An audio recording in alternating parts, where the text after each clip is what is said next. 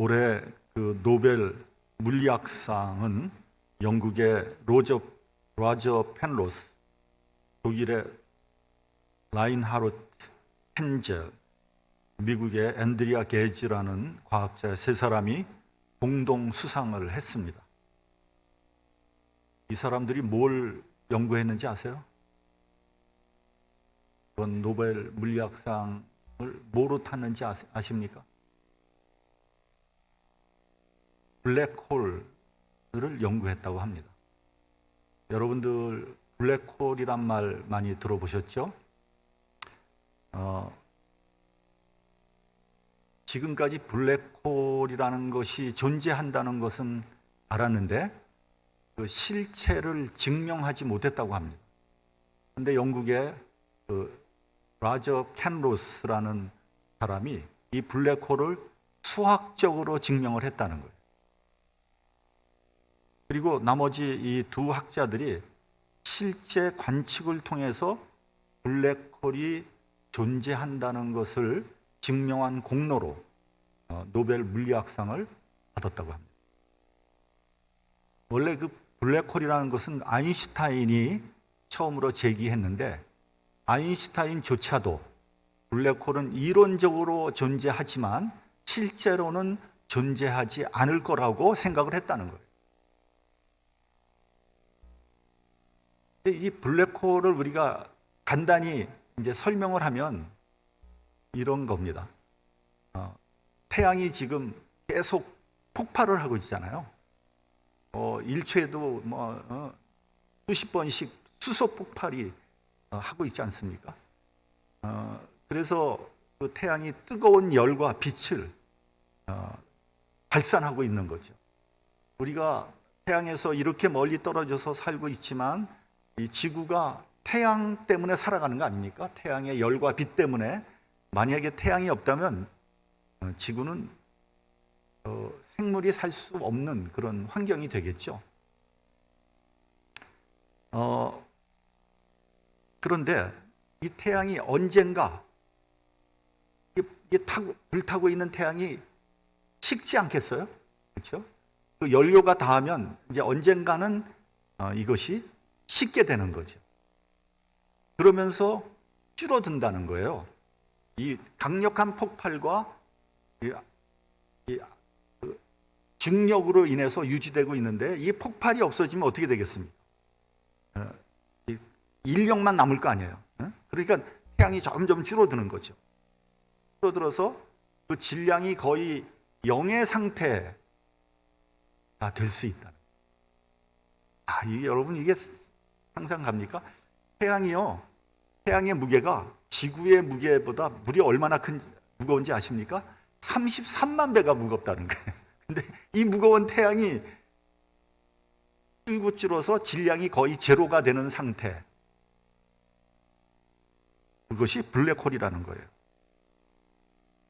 실제로 지금 우리가 관측할 수 있는 이 블랙홀은 태양보다도 수백만 배가 큰 이 별이 사그러들기 시작해서 질량이 거의 제로가 되면 그 크기가 콩알보다도 더 작아지게 된다는 거예요. 그러면 그 강력한 밀도와 중력으로 말미암아 모든 것을 빨아들이게 되는데 그것을 블랙홀이라는 거예요. 그렇게 부른다는 거죠. 그래서 이 얼마나 강한 힘으로 빨아들이냐 하면 빛이 지나가다가 블랙홀을 근처를 가면 빛까지도 빠져들어가서 나오지 못한다. 그리고 그 블랙홀 안에는 시간도 멈춰 선다는 거예요. 여러분 이게 상상이 됩니까? 제가 이제 그 블랙홀을 이렇게 하면 읽으면 읽을수록 이해를 못 하겠더라고요. 제 머리를 가지고는 이해가 안 되는 거예요. 옛날에는 지구가 둥글다고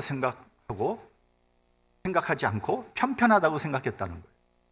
그리고 지구가 우주의 중심이라고 생각한 거죠. 그 지구를 중심으로 해와 달과 별이 돌고 있었다. 이렇게 생각을 했다는 거예요. 소위 천동설입니다.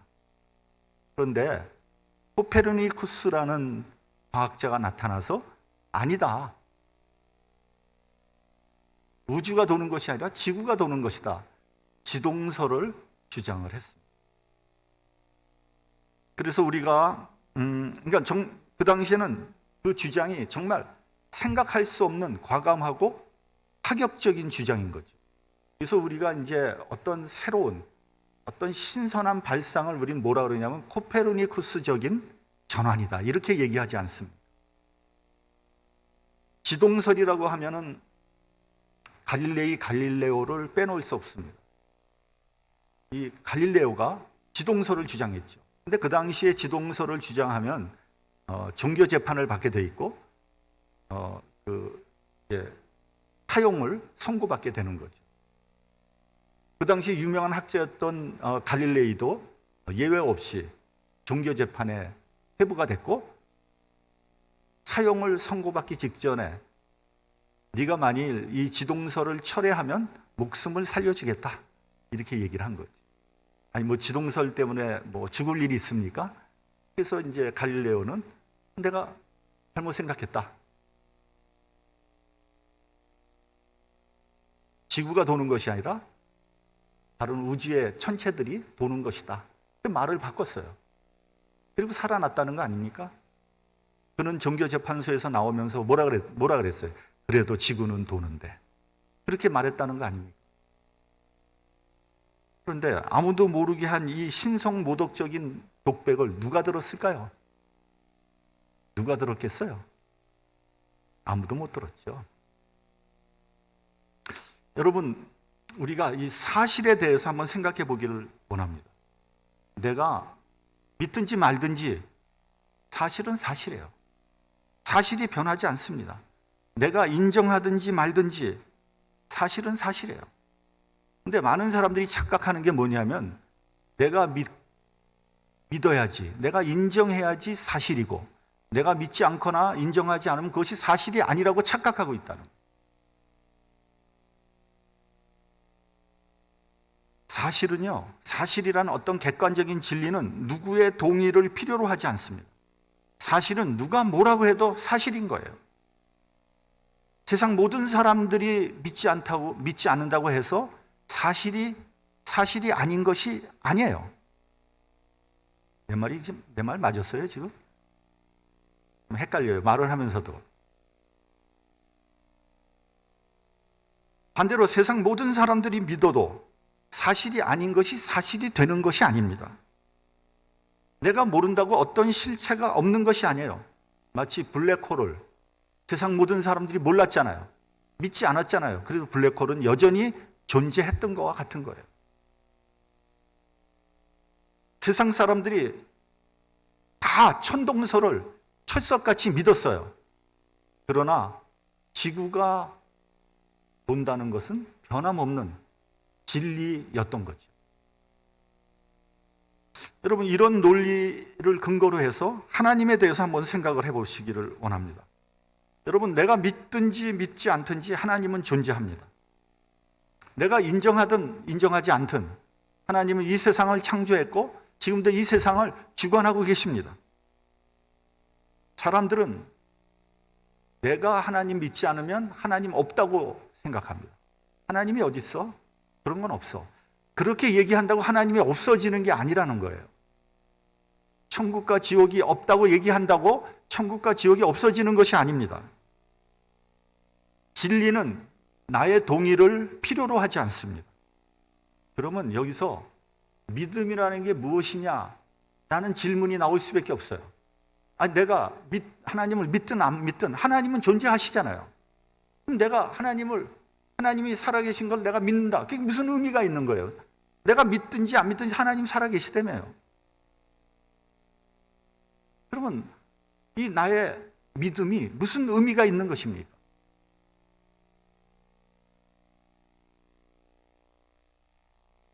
내가 믿을 때 그 사건이 나의 사건이 되고 하나님의 진리가 나의 진리가 된다는 거예요. 반대로 내가 믿지 않을 때 그 사건, 그 진리는 나와 아무런 관계가 없게 되는 겁니다. 이 말을 한번 바꿔보면요, 예수 그리스도의 십자가 사건을 믿지 않을 때 나는 그 사건과 아무런 관계가 없게 되는 거예요. 그러면 은혜 받을 수 없고요, 영원한 생명에서 제외될 수밖에 없는 거예요. 하나님이 나를 미워했기 때문에 내가 구원을 못 받는 게 아니에요. 나하고 하나님하고 아무 상관이 없기 때문에 구원을 받지 못하는 거죠.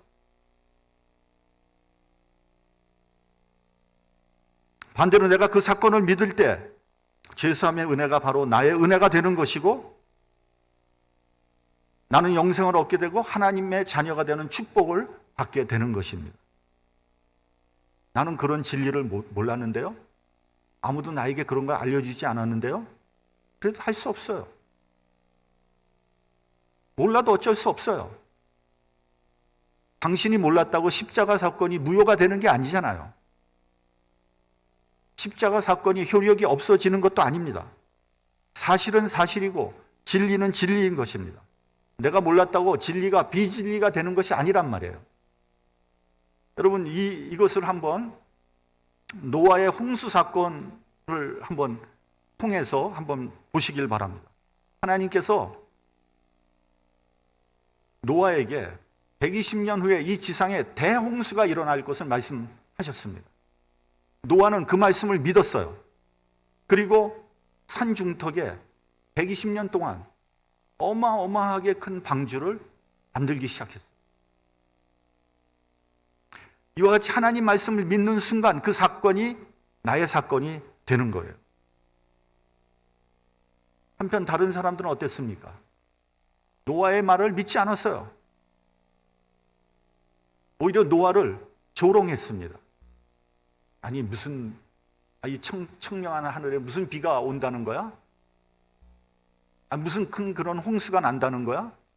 홍수가 나도 아니 저 산 중턱까지 물이 차오른단 말이야? 말도 되지 않아.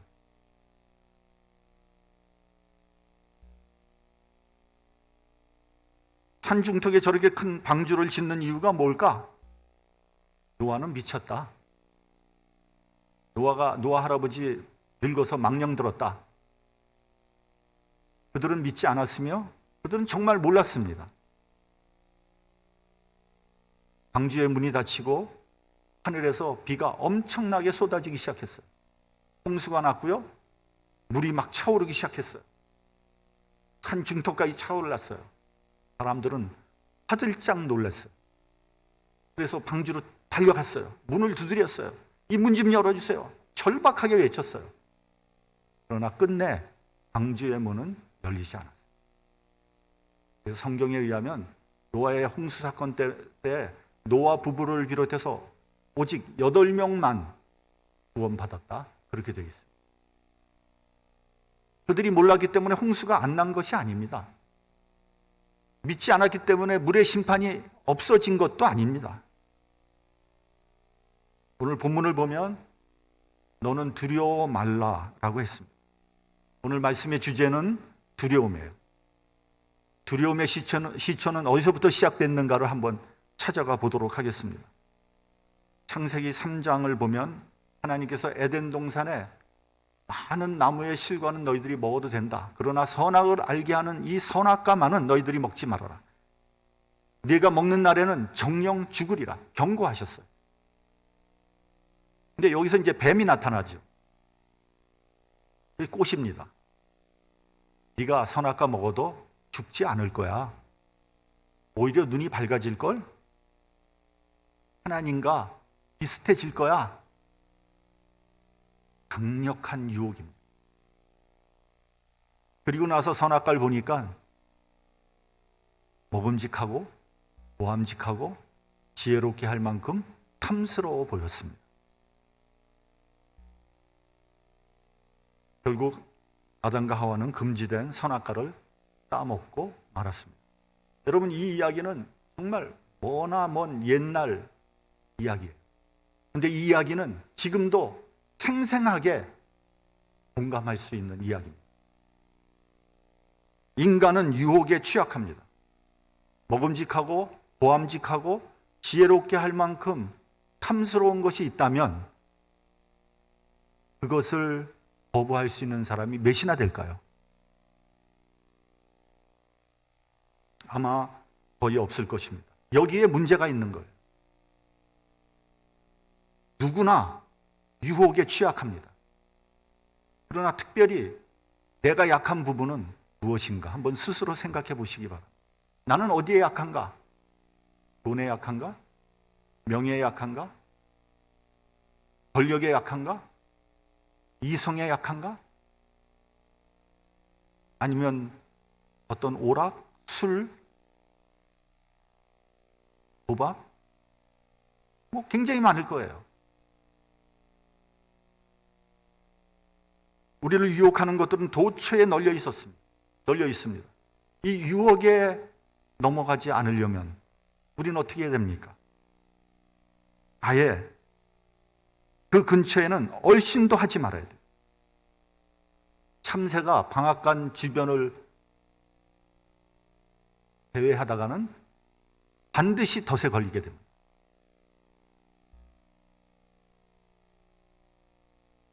아예 처음부터 차단해야 됩니다. 유혹에 넘어가면 인생 종치는 거예요. 그리고 그 유혹의 수렁에서 빠져나오기는 엄청나게 어렵습니다.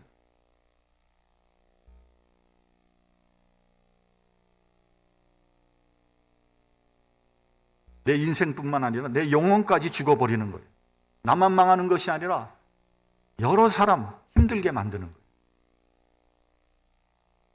아담과 하와는 그들을 찾으시는 하나님의 음성을 듣고 숨었어요. 하나님이 아담을 부르셨습니다. 네가 어디 있느냐? 그때 아담은 이렇게 대답하죠. 내가 벗었으므로 두려워하여 숨었나이다. 여기에서 처음으로 두려움이라는 단어가 나옵니다. 그전에는 아담과 하와는 아무것도 두려워하지 않았어요. 그런데 선악과를 따먹고 난 후에 두려움을 느꼈습니다. 그들은 왜 두려워했을까요? 그 두려움의 대상은 누구일까요? 말 하나 마나 하나님이에요. 전에는 하나님 두려워하지 않았어요. 오히려 하나님과 대단히 친밀한 관계를 가지고 있었으며 하나님과 함께 할 때 늘 기쁘고 감사했어요. 하나님 계시기 때문에 걱정, 근심이 없었습니다. 하나님에게서 늘 따뜻한 사랑을 느꼈습니다. 이것은 마치 어린아이가 부모와 함께 있을 때 느끼는 그런 평안함. 어린아이가 부모와 함께 있는데 무슨 근심 걱정이 있겠어요? 항상 따뜻한 사랑을 느끼잖아요. 그와 똑같은 상황이었던 거죠. 그런데 선악과를 따먹고 난 다음에 하나님에 대해서 두려움 느끼기 시작해요. 하나님은 두려움의 대상이 되고 말았어요. 왜 하나님을 두려워하게 된 것일까요? 이건 죄로 인한 심판 때문에 그럽니다. 마찬가지로 어린아이가 부모 말을 듣지 않고 문제를 일으키면 어떻게 될까요? 여러분, 우리가 어렸을 때 죄를 짓고 나면은 어떤 잘못을 하고 나면 부모님 얼굴 보기가 두렵지 않아요. 부모님이 얼마나 나를 야단치실까? 회초리 맞을 생각을 하면 넋이 덜컥 나는 거죠. 그러면 어떻게 해야 됩니까? 부모님에게 모든 것을 솔직히 고백하고 다시는 그러지 않겠다고 하면 되는 거예요. 내가 잘못했다는데 설마 부모님이 때리고 징계하고 야단치시겠어요? 그리고 솔직히 말하고 나면 마음이 다 후련해지죠. 자유함을 얻습니다. 상쾌해집니다.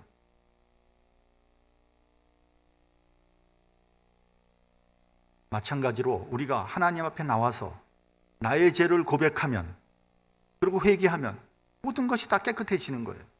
문제될 게 하나도 없어요. 기쁘고 감사해지는 거예요.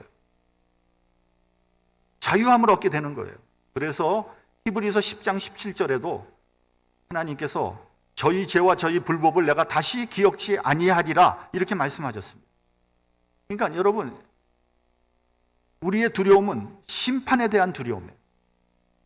그 두려움의 뿌리는 죄에 있습니다. 죄에 대한 심판이 두려운 거예요. 그리고 심판의 결과는 죽음이에요. 심리학자들이 인간은 죽음을 두려워하여 종교를 만들었다 이렇게 얘기하는데 그건 사실은 거꾸로 말하는 거예요. 여러분, 인간이 느끼는 두려움은 막연하지 않습니다. 굉장히 구체적이고 굉장히 실제적입니다. 나의 죄에 대한 심판이 두려운 거예요. 여러분, 어린아이들이 잘못해놓고 왜 두려워합니까? 막연히 두려워합니까? 어린아이들이? 내가 잘못했어. 막연히 두려워 그런 거 없습니다. 부모님이 야단치고 때리고 징계하는 것이 두려운 거예요. 만약에 내가 어린아이가 아무리 잘못해도 야단치지 않거나 징계하지 않으면 그 아이가 어떻게 되겠습니까? 무서운 사람이 없게 되는 거죠. 버르장머리 전혀 없는 포로 자식이 되는 거예요. 히브리서 12장 8절을 보면 징계는 다 받는 것이거늘 너희에게 없으면 사생자여 참 아들이 아니라고 했습니다. 여러분, 정말 문제의 사람이 누군지 아세요?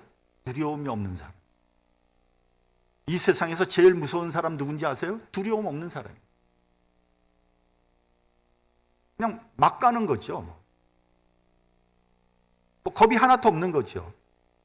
아니, 너 죽고 나 살자 이래야 되는데 너 죽고 나 죽자 그러면 이건 뭐 대책이 없는 거예요. 그렇지 않습니까? 두려워할 대상을 두려워하지 않는 사람은 구원받을 수 없어요. 다시 말하면 하나님을 두려워하지 않으면 그 사람은 구원 못 받습니다. 버림받은 사람. 여러분, 사이코패스라고 있잖아요. 사이코패스가 뭐예요? 죄를 짓고도 죄책감을 못 느끼는 거 아니에요. 그럼 죄책감을 못 느끼면 어떻게 됩니까? 회개가 안 되잖아요. 회개가 안 되면 하나님으로부터 구원을 못 받는 거죠. 그런 사람을 뭐라 그러냐? 화인 맞은 사람이다 이렇게 얘기합니다. 성경에 보면 화인 맞았다. 죄책감을 느끼지 못하는 거예요.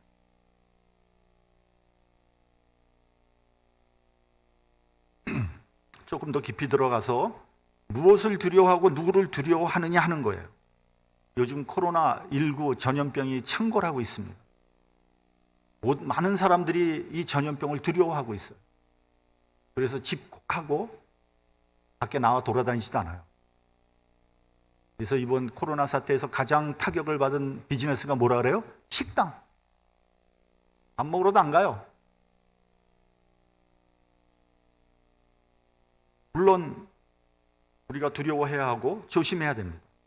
그런데 하나님은 별로 두려워하지 않아요. 배고픈 것, 돈 없는 것 두려워하고 있어요. 그러나 죄를 짓는 것은 별로 두려워하지 않아요. 자연재해는 두려워해요.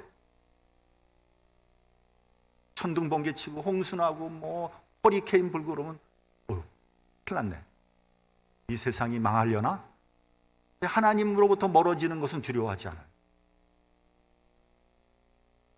여러분, 이것은 마치 어떤 것 같은지 아세요? 매는 두려워하는데 매를 든 사람은 두려워하지 않는 거하고 똑같은 거예요. 여러분, 누구를 두려워해야 됩니까? 그래서 예수님은 마태복음 10장 28절에서 이렇게 말씀하고 있습니다. 몸은 죽여도 영혼을 능히 죽이지 못하는 자를 두려워하지 말고 오직 몸과 영혼을 능히 지옥에 멸하는 자를 두려워하라. 여러분, 우리가 두려워할 분은 하나님 한 분이에요. 하나님만 두려워한다면 다른 모든 것들은 우리가 두려워할 필요 없어요. 두려워할 이유가 없어요. 일제시대 때 일본 정부 당국자들이 한국의 그 유력 인사들을 이제 초청해서 일본의 최신식 무기를 보여줬다는 거예요. 그래서 일본군의 막강한 화력과 그리고 발달된 탁월한 기술력을 이렇게 과시한 거죠. 자, 봐라. 일본의 군대가 이렇게 강하다. 그러니까 까불지 말고 순종하고 사는 게 좋을 걸 위협을 하는 거죠. 그리고 거기 온 사람들한테 다 한마디씩 하라고 소감을 한마디씩 말하라고 그랬답니다. 그러니까 뭐 온 사람들마다 한마디씩 다 아첨을 하는 거죠. 일본은 대단합니다. 어떻게 이렇게 일본이 강할 수 있습니까? 일본은 위대합니다. 일본하고 미국하고 싸우면 일본이 이길 겁니다. 별소리를 다 하고 있어요. 근데 그 자리에 있었던 월남 이상재 선생이 이렇게 말했다고 합니다. 성경을 보면 검을 가지는 자는 다 검으로 망한다고 합디다. 역사의 주관자 하나님을 두려워할 줄 알아야 합니다. 오늘 본문에 보면 하나님께서 너는 두려워하지 말라고 했습니다. 여러분, 이 세상에서 두려워하지 말라고 얘기할 수 있는 분은, 그런 사람은 한 사람도 없어요. 오직 두려움의 대상이신 하나님밖에 그런 말을 하실 수 있는 분이 없습니다. 하나님께서 두려워 말라고 할 때 그 말씀을 믿으면 진짜 우리는 두려움에서 해방될 수 있습니다. 예를 한번 들어볼게요. 어떤 사람이 돈 걱정하고 있어요. 빚쟁이가 막 와요. 그런데 돈이 하나도 없는 사람이 와서 돈 걱정하지 마세요. 그렇다고 돈 걱정 안 하겠어요? 여전히 돈 걱정하는 거죠. 근데 만약에 돈이 많은 사람이 당신 얼마 빚졌어요? 내가 그거 다 줄게. 그러면 그 다음서부터 그 사람은 돈 걱정에서 해방되는 거죠. 여러분, 우리가 장례식에 가면 유족들을 위로합니다. 근데 여러분, 우리가 뭐 위로한다 그래서 그 위로가 되겠어요? 절대 위로 안 됩니다. 그 사람을, 그 가족을 잃어버리고 상실한 마음을 가지고 있는 그 상처받은 마음, 그걸 위로할 사람은 하나님밖에 없는 거예요. 하나님의 말씀의 위로를 받아야 되는 거예요. 그 말씀에 위로받지 못하면 그 사람 위로 못 받는 거예요. 그런 면에서 하나님께서 두려워하지 말라고 하신 그 말씀을 우리는 마음으로 받아들여야 되는 거예요. 그 말씀을 받아들일 때 비로소 두려움에서 해방될 수 있는 거예요.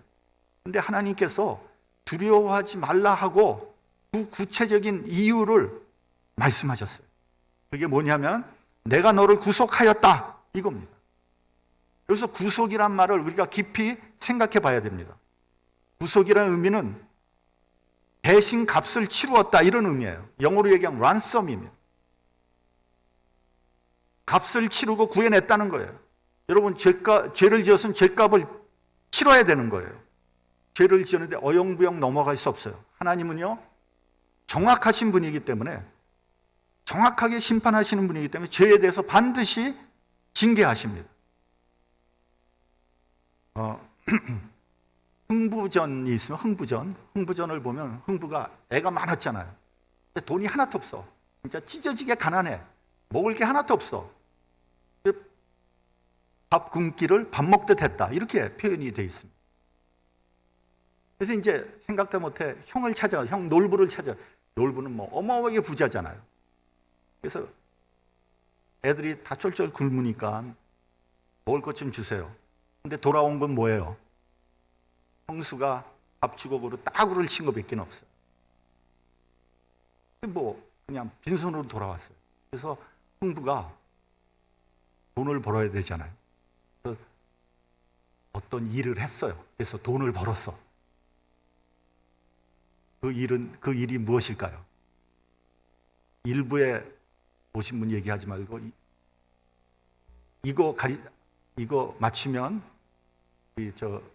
대정 장로님, 강석근 장로님 100불 준비하세요. 이거 맞추면 100불 드리게. 흥부가 한 일이 뭘까요? 네? 아니, 뭐 지게를 졌을까요? 아니면 농사일을 했을까요? 아니면은 뭐 두루마를 끌었을까요? 아니면 막노동을 했을까요? 뭘 했을까요? 네? 요새 내가 귀가 안 좋아. 네? 박을 탔다. 땡. 그랬어. 뭘 해서 그 굶주린 자식을 먹였을까요? 네?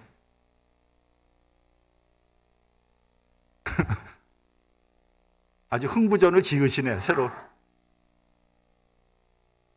못 맞히는 걸 우리 정인영 집사님 뭘 것 같아요? 모른다고 하고 매품팔이라는 걸 했으면, 매품팔이. 조선시대 때 양반이나 돈이 좀 많은 사람들이 죄를 지면 이 본장형이 내려지잖아요. 근데 양반 체면에 볼기 까고 엉덩이 맞는 게 이게 말이 안 되거든요. 그래서 사람을, 자기 대신 맞을 사람을 구하는 거예요. 그게 뭐냐? 그게 매품팔이에요. 매품팔. 그런 일이 있었다는 거예요. 그 흥부전에 나오는 얘기예요. 그러니까 매품팔이가 돈을 받고 대신 매를 맞아주면 그 문제 해결되는 거예요. 우리의 죄가 용서함을 받으려면 누군가 내 죄값을 대신 치러야 되는 거예요. 대신 희생을 치러야 되는 거예요. 구약시대에 제사를 지낼 때 죄를 사하기 위해서 뭐 양이나 염소가 생명을 빼앗기고 피를 흘리잖아요. 그래서 제물이 되는 거예요. 그래서 그 죄사함을 받게 되는 거 아니겠습니까? 이것이 바로 예수 그리스도의 십자가 사건이에요. 우리는 예수님의 십자가를 너무 감상적으로 생각하는 경향이 있어요. 예수님께서 십자가의 상에서 얼마나 아프셨을까? 너무 불쌍하다. 눈물 좀 흘렸다고 저 사람은 은혜 받았다고 생각합니다. 천만의 말씀. 그건 은혜라고 얘기할 수 없어요. 어떤 길거리 가다가 불쌍한 사람 보고 눈물 흘리고 하고 똑같은 거예요. 무슨 차이가 있는 거예요?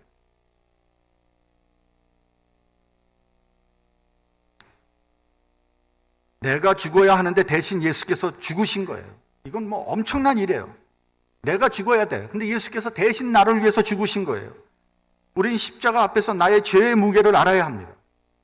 아무 죄 없으신 예수께서 나 때문에, 내 죄 때문에 죽어야 할 정도로 나의 죄가 무겁다는 것을 알아야 하는 거예요.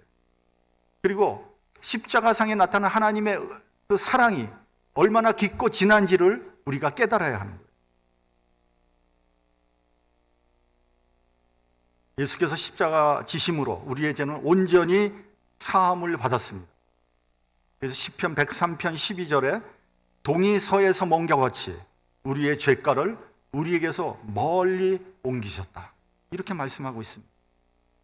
그래서 이제는 나의 죄에 대한 심판은 없어진 거예요. 왜냐하면 예수께서 대신 갚으셨기 때문에. 그래서 두려워하지 말라 그런 거예요. 나 맞을 일이 없는데, 내가 징계받을 일이 없는데 내가 뭐 때문에 두려워하냐는 거예요. 다 깨끗이 다 말소됐다. 이런 말씀이에요. 그러므로 마귀가 더 이상 나의 죄에 대해서 시비 걸 수 없어요. 여러분, 이 세상의 이치도 이와 같습니다. 내가 이만큼 사는 것은 누군가가 나를 위해서 희생했다는 것을 우리는 알아야 돼요. 이 세상에 공짜는 없습니다. 옛날 어른들이 밥 먹을 때 밥알 남기지 말라 그랬잖아요. 왜 그랬을 것 같아요? 우리가 가난했기 때문에? 우리가 쌀이 없었기 때문에? 물론 뭐 그럴 수도 있어요. 근데 그게 아니에요. 우리 어른들이 얘기한 것은 그 농사를 할 때 그 농부가 흘린 땀과 노력을 기억하라는 거예요. 우리의 밥이, 우리 목구멍이 그냥 넘어가는 게 아니에요. 거긴 정말 농부가 엄청난 노력을 하고 땀을 흘렸다는 것을 우리가 알아야 되는 거예요. 종종 철없는 사람들이 이렇게 말합니다. 내가 열심히 노력하고 내가 이만큼 잘났기 때문에 나는 성공했습니다. 천만의 말씀이에요. 어릴 때부터 진자리 마른 자리 갈아주시고 먹이고 입히고 공부할 수 있도록 해주신 부모님, 그 노력과 희생이 있다는 거 알아야 됩니다. 또한 내가 이렇게 될 때까지 많은 사람들이 나를 도왔다는 것도 여러분은 알아야 되는 거예요. 여러분, 한국의 재벌이 자기들이 어떻게 그렇게 돈 많이 벌었습니까? 자기가 잘나서요? 천만의 말씀. 수많은 사람들이 땀을 흘리고 노력한 거 그 사람이 받은 거예요.